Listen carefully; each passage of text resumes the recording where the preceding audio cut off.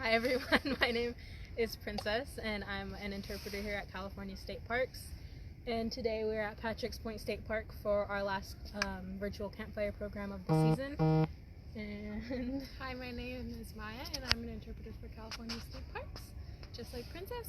And today we're going to be talking about redwoods and the importance and significance of redwoods to us as Yurok people and many other surrounding people. So there's a story that I'm not going to tell, but I'm going to kind of give a brief overview of the story. So in this story there's a little bird called Chi-Chi, and she gets hurt in the beginning of the story, and she goes to all these trees in the redwood forest, and she gets turned down by many of the trees, but there was one tree in particular that she is helped by and cares for her during the winter while her family goes south. And so the tree that was so giving to her was the redwood tree. And so when at the end of the story the creator comes down to the tree and he says, "Redwood tree, you're going to be here for the people and provide for the people when the people come." And so this story takes place in Nathi Khan, a time before people were here and animals and nature were here and the creator could speak to them. And so that he told the redwood tree that you're going to help the people when they come and that you're going to be a living part of their culture. So we believe that redwoods are living to us, so we don't cut them down and we use them after they fall. We go and gather them, and so we use them for different things like this is a redwood canoe, and this is one of the items that we use the redwood tree for. It's like I said, a redwood canoe, and we call it an Othwayach. And these are used by surrounding neighboring tribes also, like Hoopa, which I also am, and in Hoopa we call it Metdil. And so, because we believe that this is a living being and it has its own spirit, our canoes have a heart.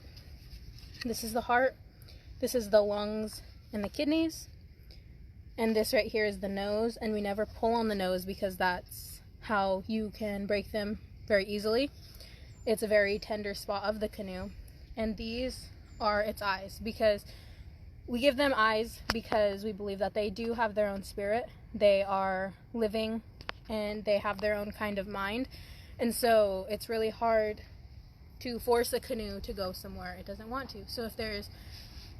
So we always believe that you have to kind of trust your canoe and trust where you're going, because sometimes there will be something going on in a place that you don't know about and your canoe won't go, and you'll spin in circles until you're somewhere else and you're in a safer place. So yeah, we believe our canoes have life, and we never fight when we're in our canoes. That's always a good, happy experience for the people in and around our canoes. And when you're on the water, if you're going down the river or in the lagoon or even on the ocean, and you see somebody in need of a ride or in need of getting across the river or across the lagoon, it's your responsibility to help them, because not everybody has a canoe, has their own, and know how to take care of them. So when you do know and you do have your own, it's a responsibility to take care of the people around you. what other organs does it have? I went over the organs. This is the seat. So when we paddle our canoes, we sit on the seat and we put our feet on the kidneys for support. And the person who steers the canoe actually sits back in the back of it and not in the front. And they sit in the back because when you turn it, depending on how you paddle, it goes either way. And I learned how to paddle a canoe when I was 10 years old. I was taught by my grandpa and my auntie on the lagoons. And it was something that they wanted me and my brother and my cousins to all learn how to do.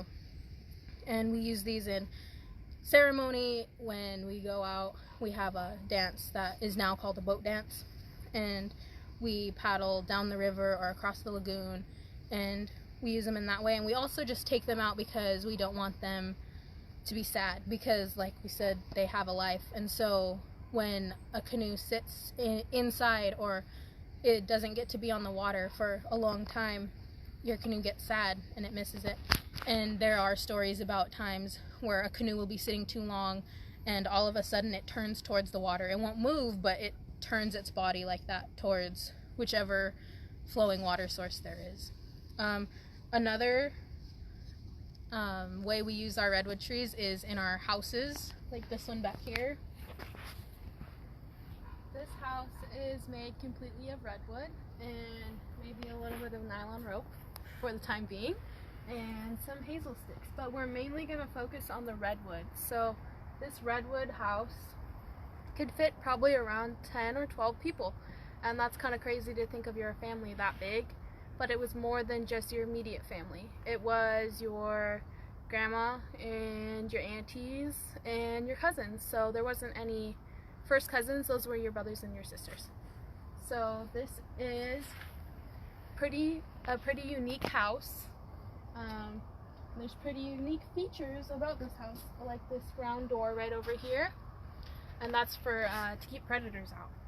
But you're probably thinking, how do these planks come from such a big tree and from so long ago? How would they get to this size? So they would use the tools that they had in their toolbox, which were fire and different types of things like elk horn. And so they would kind of burn and chip and burn and chip. And so when you come around the side, you can see what that kind of looks like. There's kind of little ridges and little places that you could see that they could chip away at the wood until it gets to this kind of length, or their desired length of their houses. So they weren't just kind of slapped together, they were thought out and put together in a loving way. And so there's different features of this house that are kind of cool that I want to point out. Over here there's kind of like a sunroof where all the smoke that's from inside the house is able to be kind of suctioned out through the sides underneath the roof and through the sunroof. So that's kind of one way that they circulated air through the house.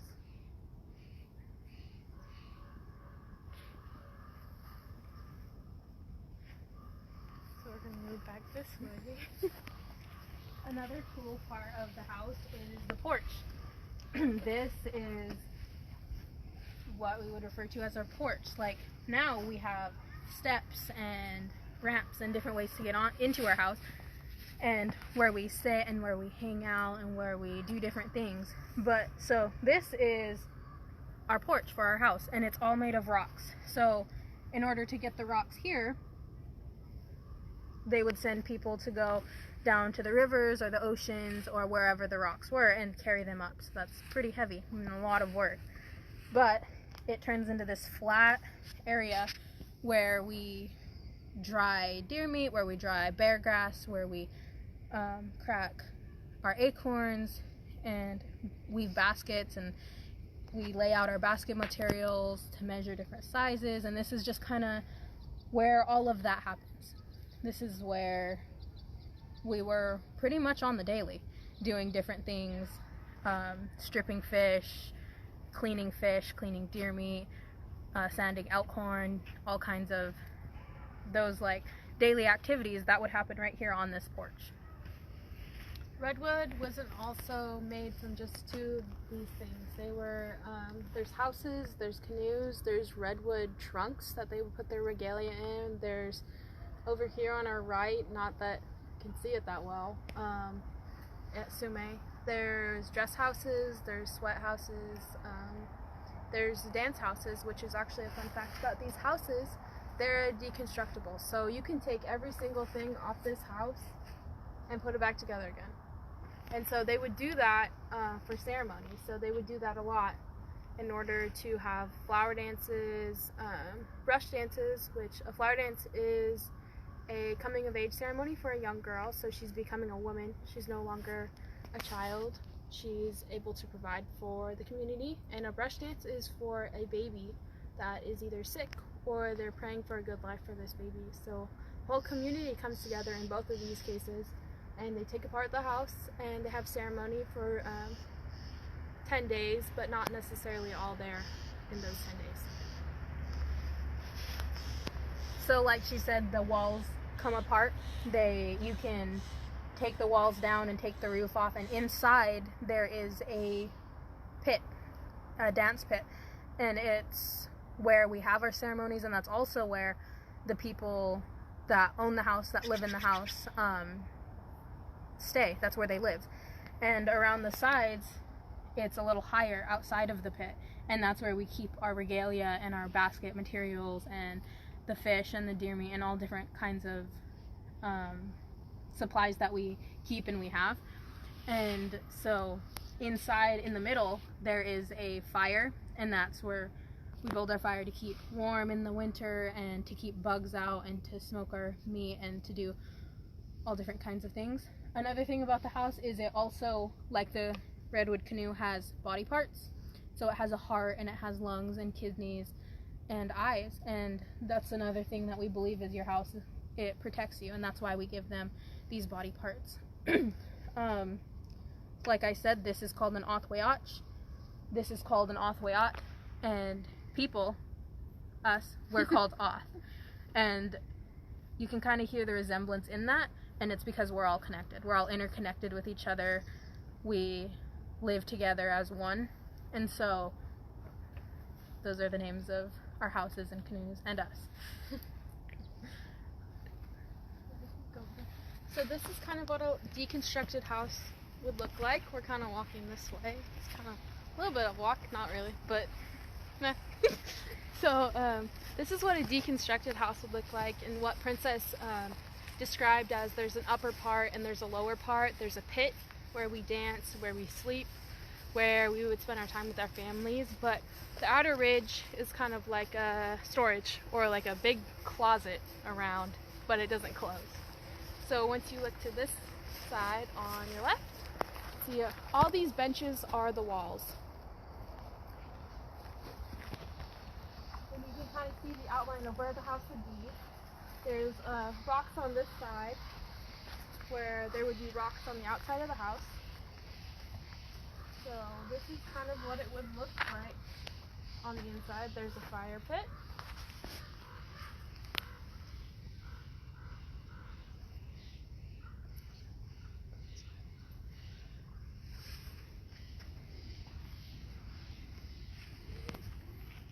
And like you can see, this house was built for our dances, so we can have ceremonies. And the walls were up at one time, and we would take them down every summer to use this place. But we use this specific dance house so often that it was decided to just leave the walls as platforms for people to sit on to watch our ceremonies. And it was kind of modified with a ramp instead of steps, because inside of our living houses there would usually be steps to climb out and to climb in, but we put the ramp down so that everyone can participate with us in our dances now and our ceremonies. And so it's not limited to people who use a cane or to people who can't quite crawl down as easily as everyone else. And so it just kind of has been a little bit modified so that it can be used by everybody. And yeah, these rocks, like Maiya was saying, if you look on the side of those houses over there, there are rocks also all aligned next to it, and that's to kind of keep the heat in and keep the heat out in the summertime. And so it's kind of like a insulation kind of piece. We have a request to go inside of one of the houses. Do you guys want to do that? Okay, yeah. Awesome.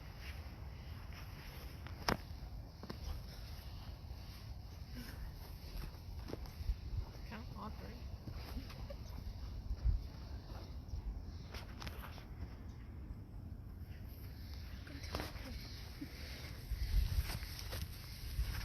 Do you guys want to talk a little bit about how you're going to go in the house? So women and men go in differently into the houses because traditionally, me and Princess would be wearing bark skirts Every day.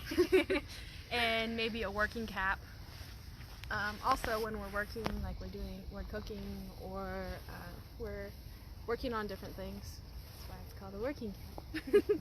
So if we were wearing a bark skirt and you decided to walk through that little hole, be kind of difficult, and you kind of show everybody your business. So you kind of, not most desirable way to go in.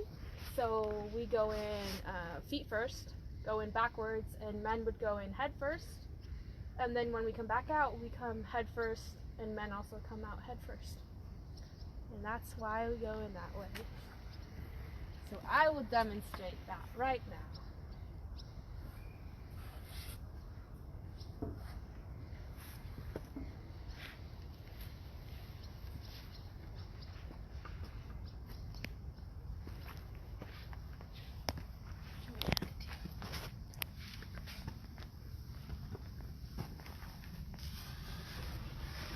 A little bit dark in here. It is a little bit dark in here.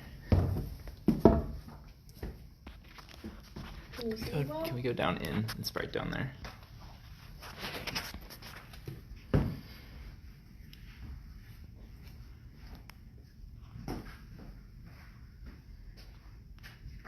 Can you see okay? Mhm. Okay. So, it's kind of visible. Not really. There's a fire pit right here. And there's also area around the fire pit that people would sleep and kind of hang out with their families. So they would have deer hide or elk hide that they'd be laying on the floor with them. And because it's underground, they have really good insulation. So their fire would be going, it would be super hot in here and warm. And so they'd be laying with hides, and their whole family would be laying around in this pit area. And so kind of up here you can see how far down we are from the ground, or the level ground.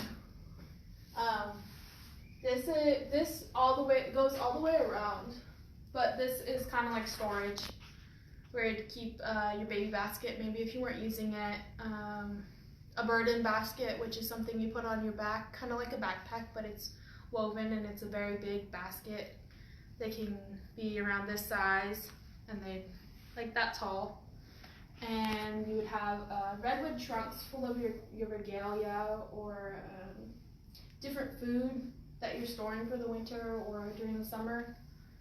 And if you can see, there's these railings that kind of go all the way through the house, and this is kind of where they'd be hanging their meat when they are drying it out, or so like deer meat, elk meat, fish, eels, whatever they caught in the ocean or gathered around here, they'd be hanging up there to dry or to kind of store your food. This is what the house looks like inside. Oh, and there's a ladder. Do you guys want to finish up with questions in here? Yeah, Cool. we can do that. We'll go to see Princess. I'll go in there. So I'm just going to go ahead and start at the top of the questions. And if you guys have any more questions, go ahead and pop them into the comments and we will answer them. Our first one, hello, how are you doing? We're doing great. Somebody said, is it a long house? Is this house considered a long house? Do you know? This is one of the smaller houses at Sumeg. I think it ranged different from how big your family was, who was building the house, that it would be different sizes or different, built in a different way. Said, were houses brought to new village locations based on the season? No, we always stay pretty much in one spot. Here we would stay here because the ocean is right there. It's not super far, so that's where we get a lot of our materials, our shells, our food, surffish, nightfish, different things. We would all do that on the beach, on the ocean. We would gather seaweed, and when we would trade with neighboring tribes like the Hoopa tribe or the Talawa tribe or the Kudik tribe or the Wiyot tribe for acorns and other materials, and it was a good distance to where you could meet somewhere closer. Lisa asked bearweed. Lisa, if you could just clarify a little bit more what exactly you were asking about, but maybe what the lashings are made out of on the house? Bear grass. Is that what, did you say something about bear grass? Or hazel Really? sticks? Something. Okay, maybe we'll get a little bit more clarification. Are we going inside? We went inside. How many people would have slept in a house at one time? I think you guys a little bit answered that, but 10 to 12. It depends on who's in your family. So it's not just your immediate family, it's your cousins and your aunties or your grandma. You're all staying in here. The women mainly stay in here, and the men go and stay in the sweat house. So they would spend their evenings in there, and the women would be in here with the children, and they would sleep in here. somebody said, are there tunnels too in the caves? No. There are no tunnels. It is its own house. And so in the village here at Sume, there's 3 houses with the walls up and then one that's a deconstructed house. But no, there's no tunnels or anything. Or caves. Or caves. I have another question. You guys in Willow Creek? No, we're actually about an hour and a half more towards the coast of Willow Creek, but the Hoopa tribe is generally around that area. It's more north of Willow Creek, but we are somewhat close there. We are on the coast. Yeah, we're on the coastline. We're at Patrick's Point State Park in Trinidad, California. Just 30 minutes away from McKinleyville. And we had a question, what is the name of the tribe? But it looks like that got answered. But if you guys want to clarify. Yurok tribe. Yeah, and there are 2 different types of people within the Yurok tribe. There is the Pulikla people who live on the river, and that's their, where they live and where they have came to be. And along the coastline, along the ocean, we call ourselves Nur. That's what I am. Yeah. From Nancy said, did your tribe make shell mounds? Groups in the Bay Area was common. I'm not sure about that. That's something I would have to clarify and ask. I don't think so, but very well could have been. And then our final question, which you guys did go over but might be cool to see from the inside, is how do you not get smoked out from a fire when you're inside the house? These houses are engineered to where it's livable and that there's spaces that suck the air out or the smoke out.